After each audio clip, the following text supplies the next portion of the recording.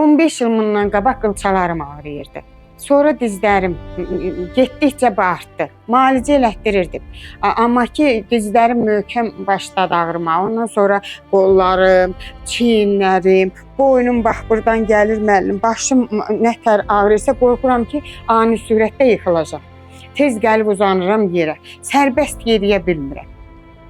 Qılçalarım o qədər belə əyri yermişəm ki, qılçalarım belə əyilibdir.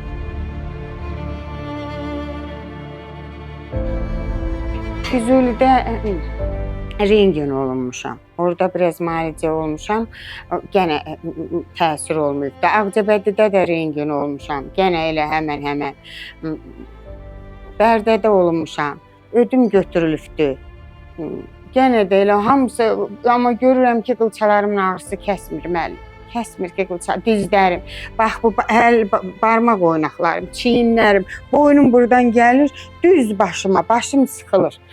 Ani sürətdə elə bilirəm ki, saat yıxılacaq.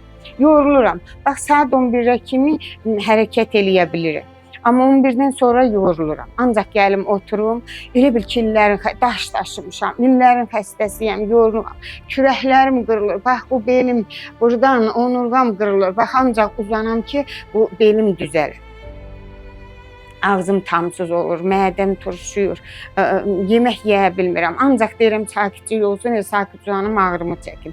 Bax, təzə Bakıdan gəlmişəm, müalicə olunmuşam. Müalicənin içində yaxşı oldum. Yenə 3-4 gün keçməmiş həmən. Bakıda olmuşam, Füzulidə olmuşam, Bərdədə, Ağcabədinin özündə, bütün müayinələrdən də keçmişəm, müalicə də almışam. Amma müalicəni alıram, gəlirəm. Biraz yaxşı oluram, yenə həmən. Sizin verilişə baxdım. Allah İlhamə xanımın köməyi olsun. Əli həkimi gördüm.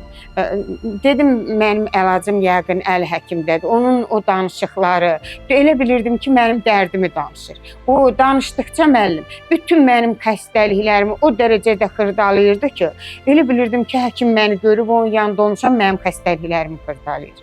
Dedim, göydə Allah yerdə əli həkim, bəlkə mənə kömək durar. Ona görə də sizə müraciət elədim.